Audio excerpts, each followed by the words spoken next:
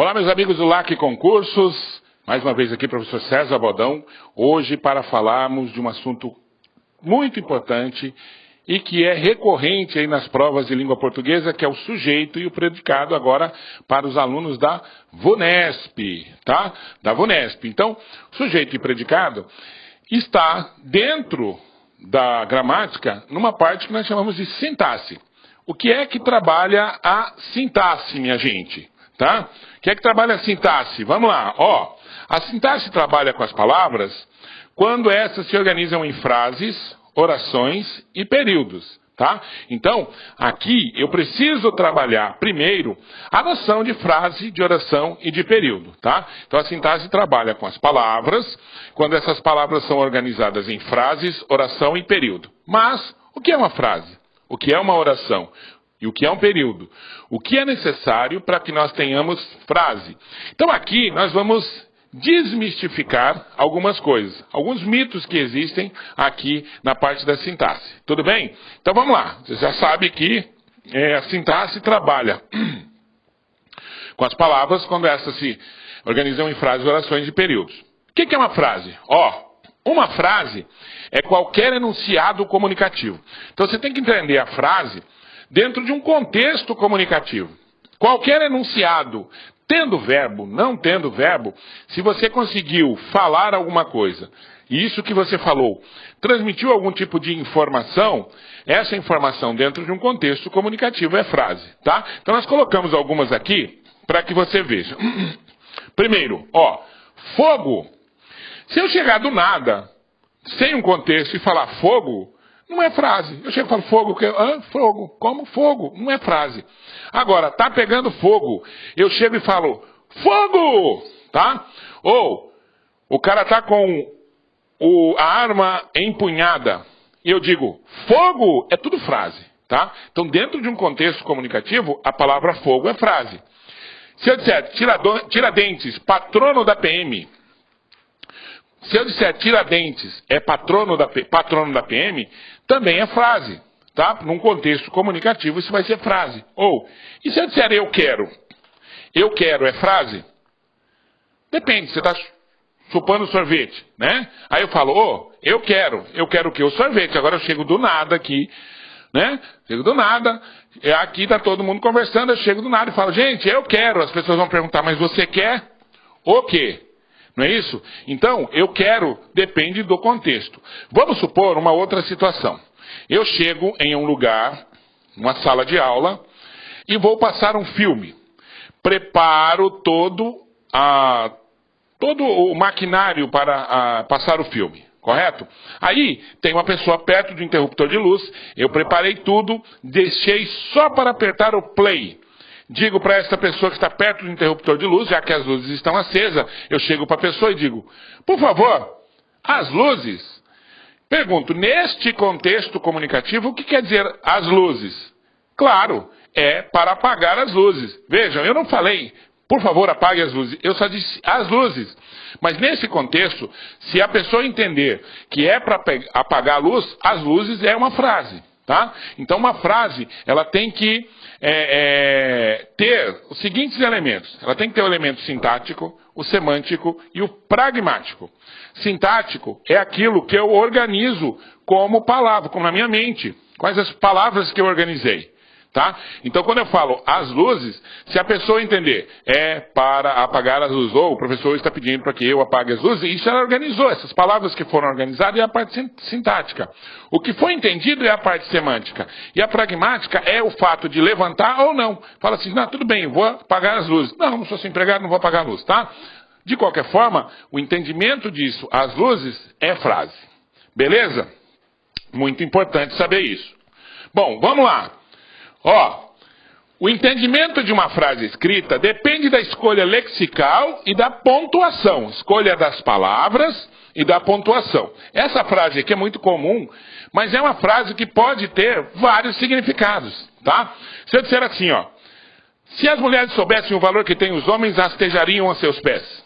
Bom, se eu quiser que os homens tenham valor, eu vou colocar a vírgula aqui. certo? Vou colocar a vírgula aqui e um ponto aqui. Então eu vou dizer assim, se as mulheres soubessem o valor que têm os homens, rastejariam aos seus pés. Vejam, quem é que tem valor?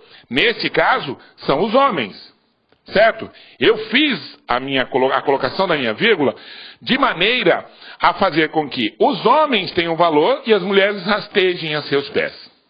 Mas eu posso muito bem, por exemplo, mudar esse ponto e essa vírgula e colocar a vírgula aqui.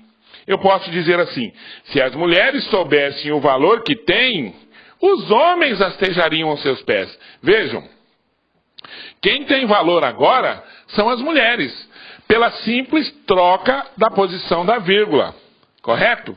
Mas eu poderia, por exemplo, trocar esse ponto aqui e colocar um ponto de interrogação. Eu poderia mudar a frase também através desse ponto de interrogação. Por quê? Eu diria assim, se as mulheres soubessem o valor que têm, os homens rastejariam aos seus pés, eu coloco em dúvida o fato que eu coloquei na primeira oração. Tá? Então a pontuação é muito importante. A escolha lexical, a escolha das palavras também. Tá? A pontuação pode mudar o significado da sua frase. Tá bom? Vamos lá, ó. Se eu disser assim, ó, aquele juiz é corrupto, quem que é corrupto? É claro, o juiz. Agora, se eu colocar o juiz entre vírgulas, eu vou estar dizendo, aquele juiz é corrupto. Já na segunda frase, o juiz não é corrupto. Eu estou dizendo ao juiz que aquele é corrupto. Eu estou indicando ao juiz que alguém é corrupto. Tá?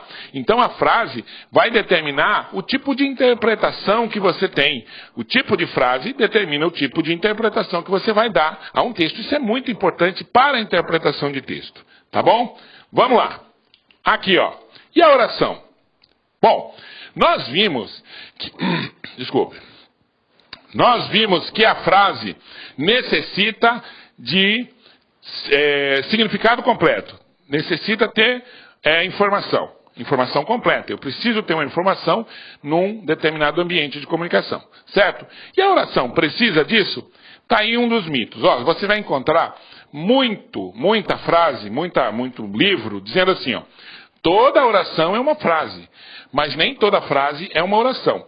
Se toda oração fosse frase, nós não teríamos, por exemplo, as orações subordinadas, que são orações que, para terem sentido, necessitam estar ligadas a uma outra oração, a um outro termo. Tá? Então, orações subordinadas, elas estão ligadas a um outro termo que vão propiciar o entendimento da primeira, da oração principal. Correto? Ou propiciar o entendimento da oração subordinada. Tá? Então, não é verdade dizer que toda oração é uma frase. Não, nem toda oração é frase. Tá? Então, o que é uma oração? Qual é o elemento necessário para que nós tenhamos oração? Ó, a oração, eu vou dizer que é a frase. Pode ser a frase toda? Pode. Mas pode ser um pedaço da frase, um membro da frase? Também pode. Que tenha que se organizar ao redor de um verbo. Então a oração é a frase toda ou um pedaço da frase que se organiza ao redor de um verbo, tá? Então, quando eu disse lá, eu quero, não era frase se não estivesse num contexto comunicativo, aqui também não é frase, mas é oração. Por quê?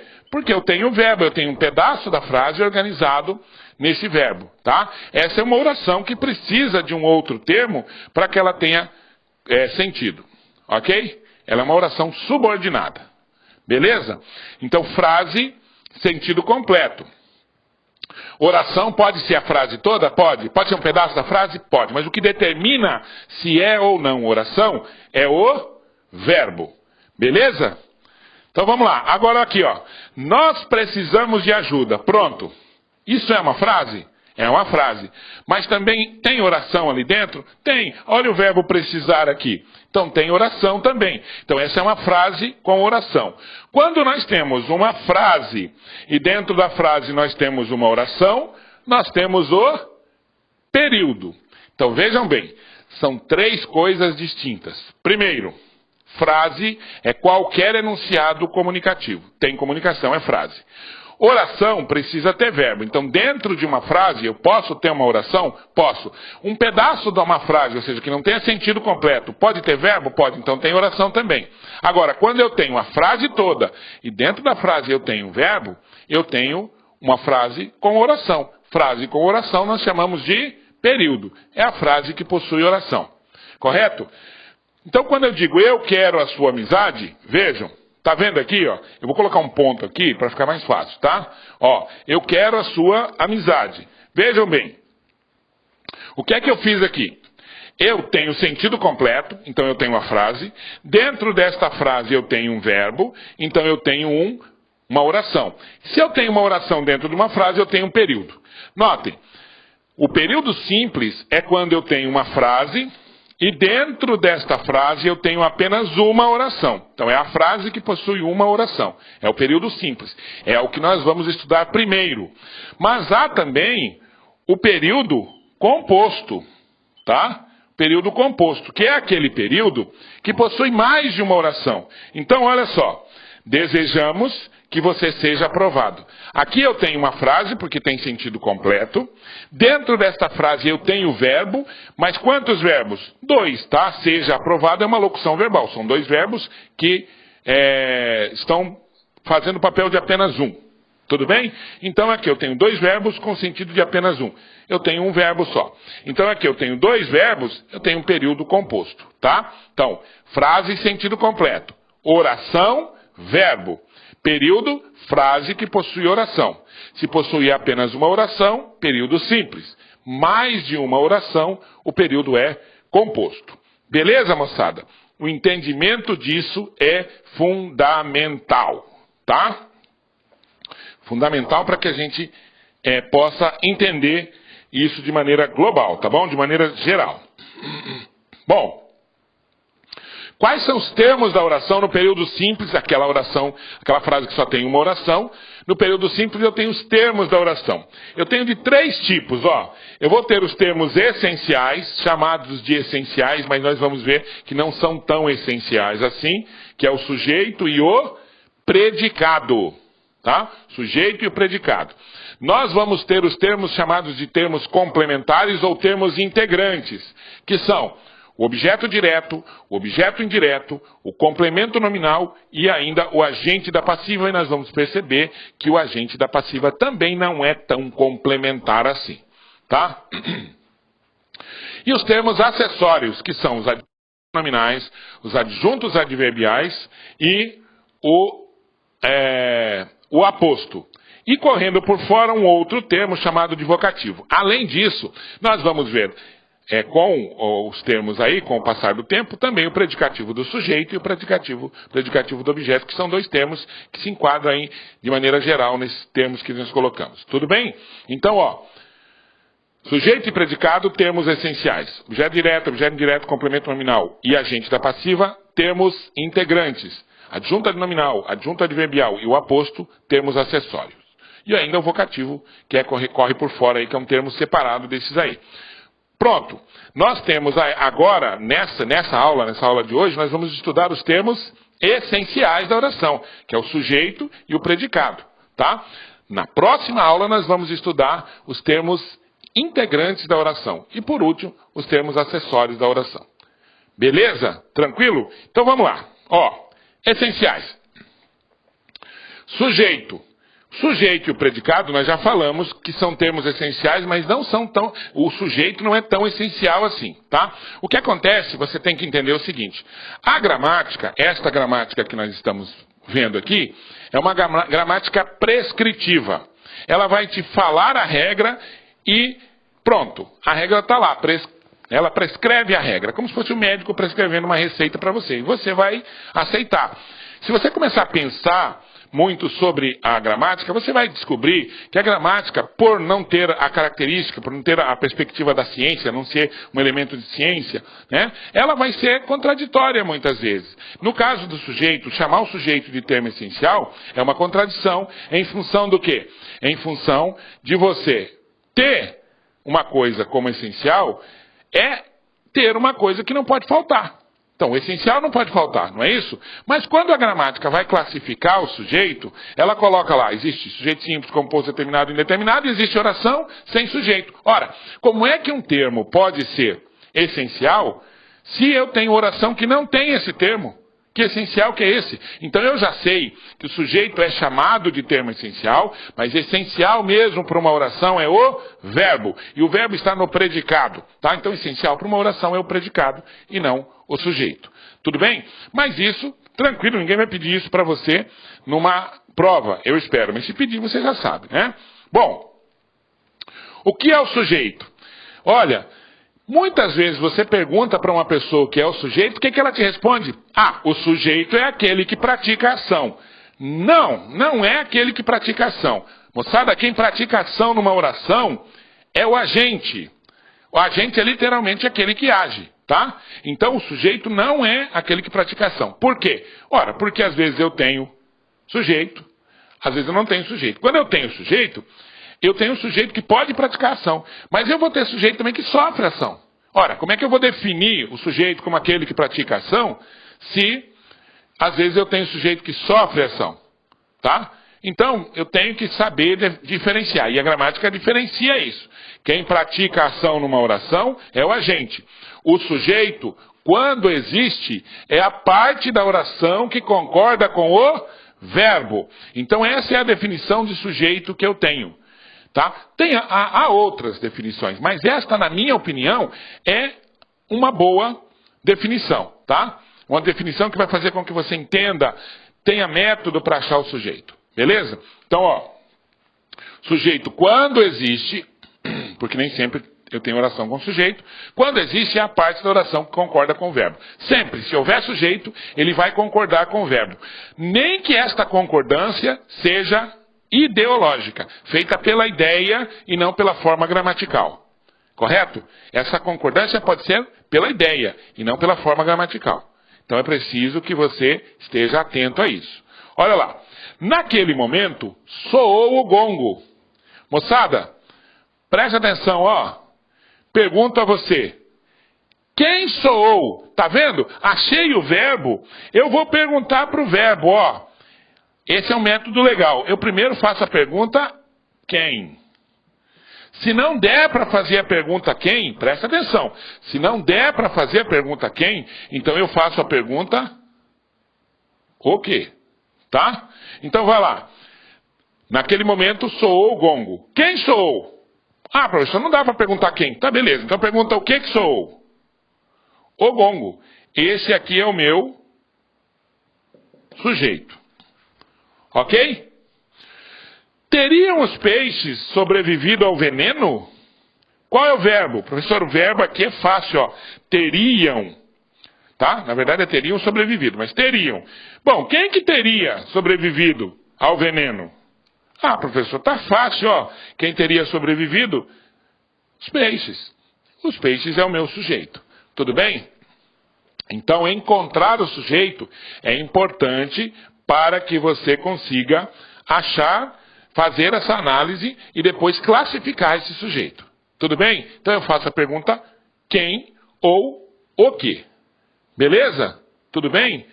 Vamos lá. Vamos apagar então e vamos lá para a outra parte do sujeito. Nós vamos fazer o que agora? Nós vamos classificar esse sujeito. Então a primeira classificação do sujeito é quanto ao número de núcleos que ele tem, tá? Quanto ao número de núcleos que ele tem. Presta atenção. Quanto ao número de núcleos, o sujeito pode ser simples ou composto. Simples quando tiver apenas um núcleo e composto quando tiver 2, 3 ou mais núcleos. Mais de um núcleo. Tudo bem? Então olha aqui. Vamos verificar. Vamos supor que esse aqui é o meu sujeito e essa é a estrutura para você entender como é que funciona a relação do sujeito com o verbo e das palavras que estão dentro do sujeito com o seu núcleo. Tá? Então assim, ó, num sujeito eu vou ter o núcleo e vou ter os adjuntos. Como é que eu sei que um adjunto, a palavra é adjunto e a outra palavra é núcleo? Porque o núcleo é a parte que todos os adjuntos vão estar ligados a ele. Tá? Todos os adjuntos vão estar ligados a ele. E o núcleo vai estar ligado ao verbo. É assim que funciona, tá? Como é que se dá isso na prática? Vamos apagar aqui, ó, e vamos mostrar para vocês, tá? Então, ó, os adjuntos se ligam ao núcleo e o núcleo se liga ao verbo. Então é fácil de verificar. Presta atenção, ó. Tá vendo aqui, ó? Naquele momento soou quem? O gongo. Tá vendo aqui? Vejam. Quem que soou? Ó, o gongo tá ligado ao verbo. E o tá ligado ao gongo. Então aqui eu tenho adjunto adnominal, núcleo. E o núcleo ligado ao verbo. Tá aqui, ó. Quem teria sobrevivido? Os peixes, tá? Ó, peixe aqui é o núcleo que está ligado ao verbo. E o os é adjunto que está ligado a peixes. Eu posso ter muito mais adjuntos, mas o que é básico, a estrutura que eu devo ter para poder entender o sujeito e a classificação do sujeito em simples e composto é exatamente isso, tá? Eu achar o número de núcleos. Vejam bem, eu posso ter mais de um núcleo relacionado ao verbo, tá? Então vamos aqui, olha lá. Tá aqui, sujeito simples é aquele que tem apenas um núcleo. Ó, os importantes políticos brasileiros viajaram para o exterior. O que nós acabamos de falar? O que nós achamos primeiro? O verbo.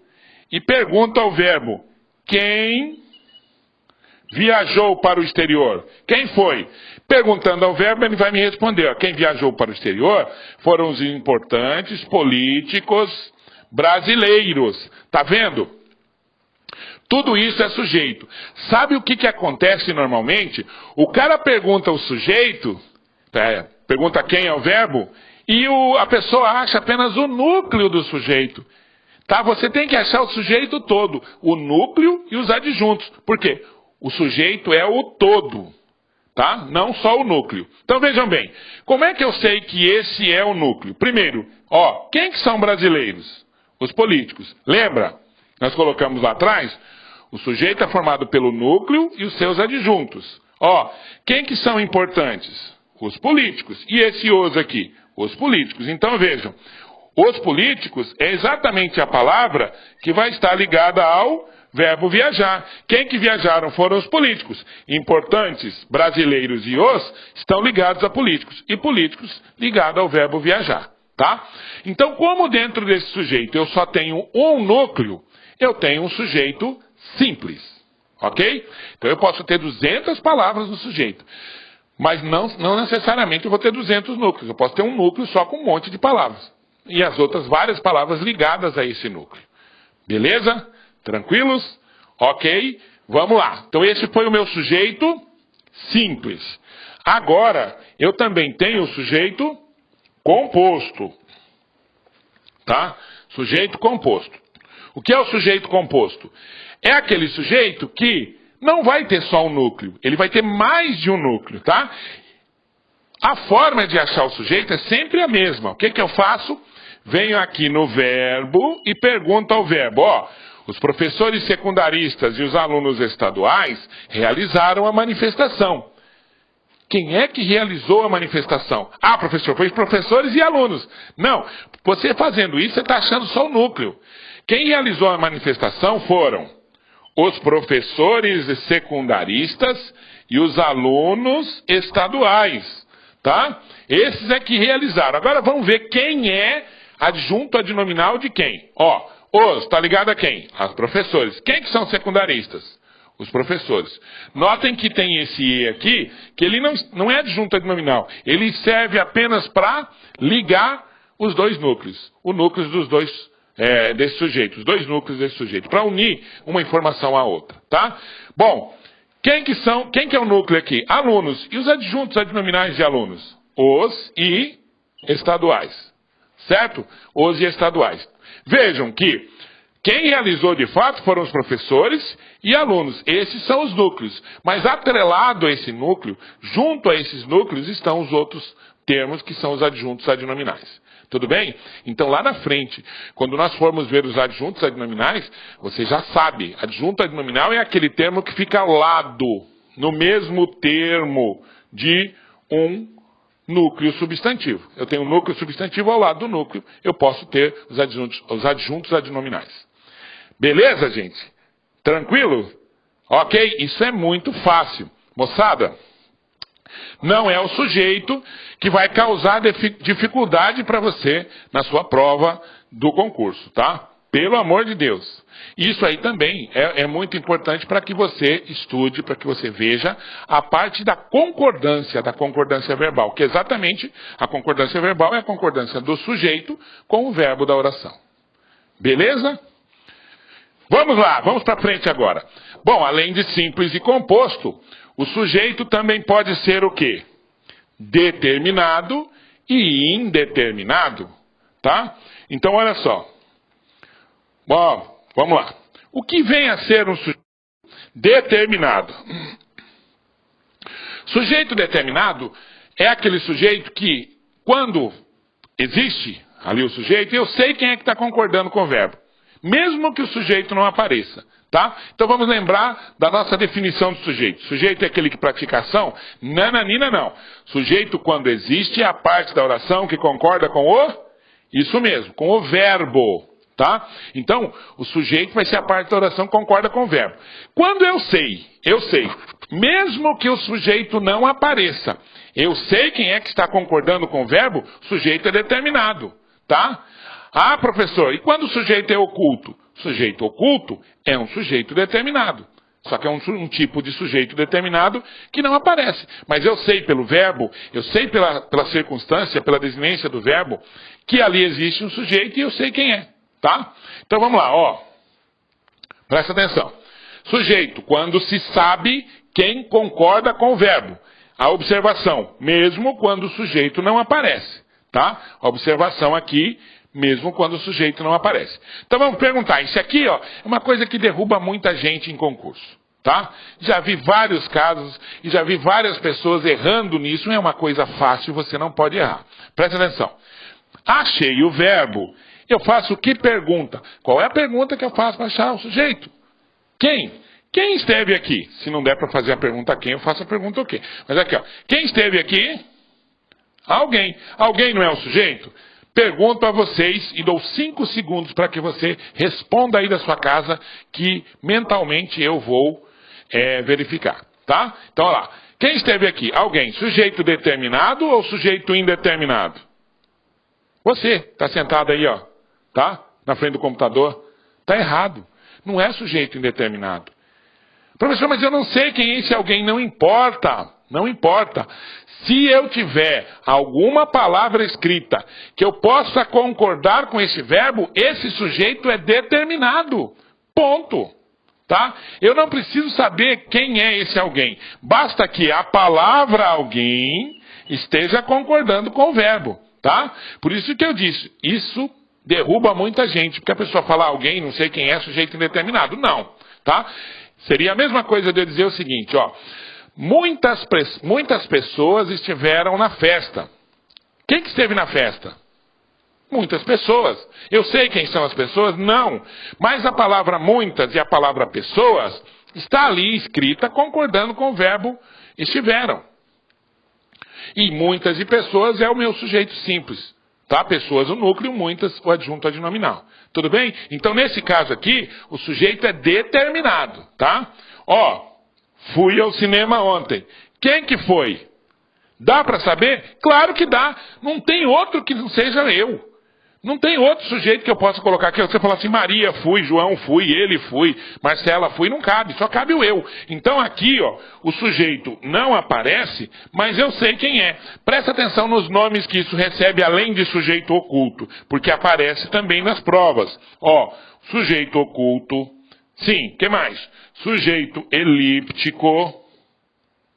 Que mais? Sujeito desinencial. Tá? Que mais? Sujeito subentendido.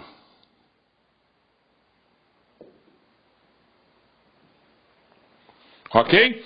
Sujeito oculto, elíptico, desinencial, subentendido. Tudo bem?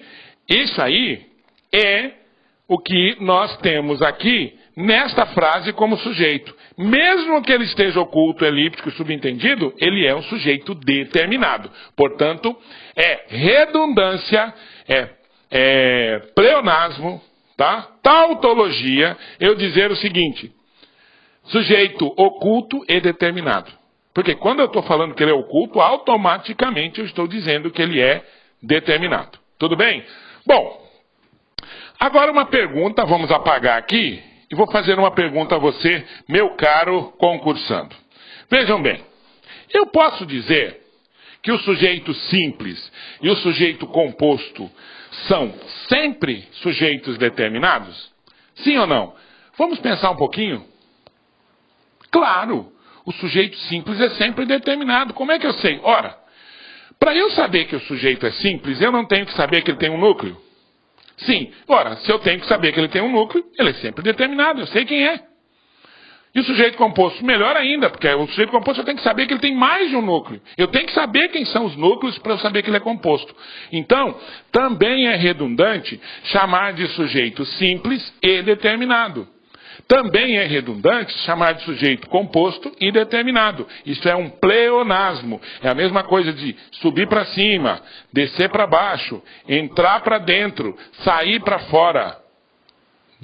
Problema hepático no fígado, hemorragia de sangue, torcicolo no pescoço, terçol no olho, hemorroida, entendeu? Tudo isso aí é pleonasmo. É pleonasmo. É você tá falando duas coisas como quando você poderia falar apenas uma, tá? É uma figura de linguagem, obviamente, que cai bastante, inclusive, quando em concursos aí determinados, quando pedem no edital. Tudo bem? Então, ó, sujeito oculto, sujeito simples e sujeito compostos também são sujeitos determinados.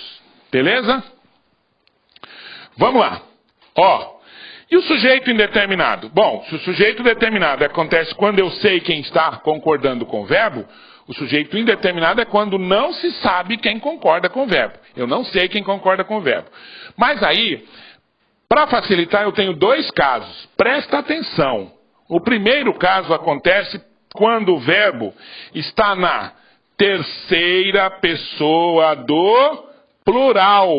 Terceira pessoa do plural. Mas vejam bem, o sujeito não pode estar escrito. Porque se eu tiver um verbo na terceira pessoa do plural e eu tiver o sujeito escrito ali, é óbvio que o sujeito que está escrito é um sujeito determinado. Tá? Então o sujeito não pode estar escrito e o verbo está na terceira pessoa do plural. Entendeu bem? Então quando eu digo assim, ó, danificaram a porta da cozinha. Quem danificou? Aí o cara fala, professor, eles. Pronto. Se você disser, eles danificaram a porta da cozinha, ele deixou de ser indeterminado e passou a ser determinado. Você achou um sujeito aí. Ok? Você achou um sujeito para danificaram. Você não pode achar um sujeito para o verbo danificar. Porque, ó, podia ser eles, podia ser elas, podia ser eles e elas, podia ser os meninos, podia ser os malcriados, podia ser os bandidos, delinquentes, o deputado, podia ser qualquer um. Eu não sei quem danificou, tá? Então, primeiro, o sujeito não pode estar presente e o verbo tem que estar na terceira pessoa do plural, tá? Agora uma coisa importante. Presta atenção nessa frase. Se eu disser assim, ó, os bandidos fizeram um arrastão, numa região de vários restaurantes. Ponto. Então, ó, os bandidos fizeram um arrastão numa região de vários restaurantes. Quem que fez o arrastão? Os bandidos. Tá? Aí coloco o ponto. Aí eu coloco, danificaram a porta da cozinha e foram embora.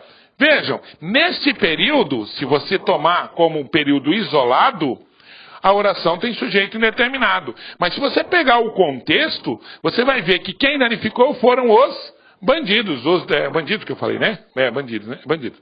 Que eu falei lá é o sujeito. Então, nesse caso, o sujeito está determinado, porque o sujeito está lá no outro período, tá? Então, para acontecer isso aqui, eu não posso, para acontecer sujeito indeterminado, tem que estar na terceira pessoa, o sujeito não pode aparecer, e ele não pode ter aparecido antes. Porque se ele apareceu antes, o sujeito é determinado. Isso também cai muito, tá? Ó, assaltaram uma padaria. Ponto. Se tivesse uma frase dessa, o sujeito é indeterminado. O verbo não está na terceira pessoa? Tá, eu sei quem assaltou a padaria? Não sei. Eu sei que a padaria foi assaltada. Tem sujeito, mas eu não sei quem. Tá? Agora eu falo assim, os bandidos chegaram em um caminhão. Ponto. Assaltaram uma padaria e foram embora. Quem que assaltou a padaria? Os bandidos. Está lá no outro período. Tá? E aí o sujeito é determinado. Beleza? Então esse é o primeiro caso de sujeito indeterminado com todas essas ressalvas. Você sabe qual é a vantagem de quem estuda no LAC Concursos? É poder assistir a aula quantas vezes ele quiser. Gente, é o futuro isso. Isso é o futuro. Lá na sala de aula, você pergunta 1, 2, 3, 4, 5 vezes para o professor. Na quinta vez o professor vai falar, pô, cara, vai perguntar quantas vezes. Entendeu? Ele devia responder quantas vezes for necessário, mas ele não responde. Aqui não. Aqui você pode voltar quantas vezes você quiser. Assistir quantas vezes você quiser. Fazer os exercícios, ainda pode mandar as mensagens via e-mail, mandar sugestões, etc. Você pode interagir com o programa. É o futuro. Quem estuda no Like Concurso não estuda mais em outro lugar. Ok? Por quê? Porque ele vai estudar aqui, vai passar. Entendeu? Deixa eu ver uma coisa, né? Beleza? Então tá aqui. Primeiro caso, então, verbo na terceira pessoa do plural. Ok?